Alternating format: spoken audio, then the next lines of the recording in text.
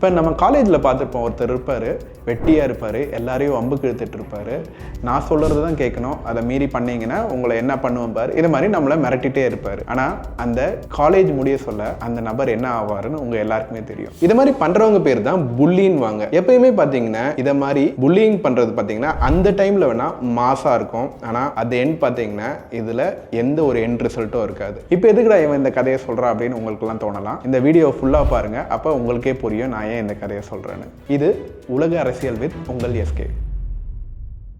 August 27 பார்த்தீங்கன்னா Trump போட்ட tariff 50% அமலுக்கு வந்துடுச்சு.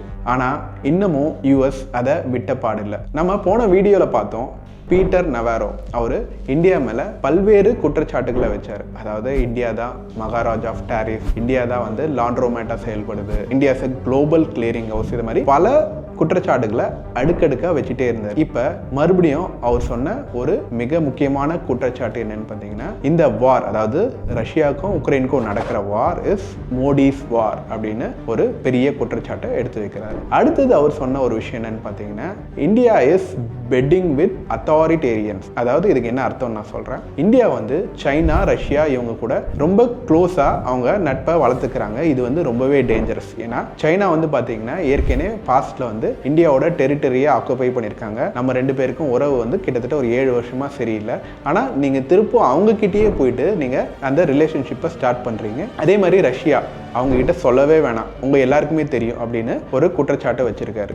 ஆனால் இந்தியா இந்த சீண்டலுக்கோ இல்லை இந்த பயமுறுத்தலுக்கோ கொஞ்சம் கூட அசர்ற மாதிரி தெரியல. இதனால பார்த்தீங்கன்னா இன்னமும் பிரிக்ஸ் வந்து இன்னும் பெட்டராக ஸ்ட்ராங்காக தான் போயிட்டே இருக்கு. நம்மளோட பிரதமர் பார்த்தீங்கன்னா இப்போ ஜப்பானுக்கும் சைனாக்கும் ஒரு டூர் போறாரு, SCO சமிட். இதனால பல பிஸ்னஸ் இம்ப்ரூவ் ஆகிறதுக்கு நிறைய வாய்ப்பு இருக்கு. அதாவது ஜப்பான் கூட பார்த்தீங்கன்னா AI, செமிகண்டக்டர், புல்லட் ட்ரெயின்ஸ், இது மாதிரி நிறைய பிஸ்னஸ் டீல்ஸ் போட நம்ம பிரதமர் ஜப்பானுக்கு போயிருக்காரு. நம்ம எவ்வளவுதான் அடுக்கடுக்காக குற்றச்சாட்டை எடுத்து வச்சாலும் இந்தியா அசர்ற மாதிரி தெரியலையே, என்னதான் பண்றது அப்படின்னு ஒரு குழப்பத்தில் இருக்காங்க. இப்போ உங்க எல்லாருக்கும் நான் ஒரு இன்ட்ரெஸ்டிங் அப்டேட் சொல்ல போறேன். ட்ரம்ப் மாசம் ஒரு பிளான் போடுறாரு. உங்களுக்கே தெரியும் அவர் மாசா பிளான் போட்டார்னா என்ன நடக்கும்னு.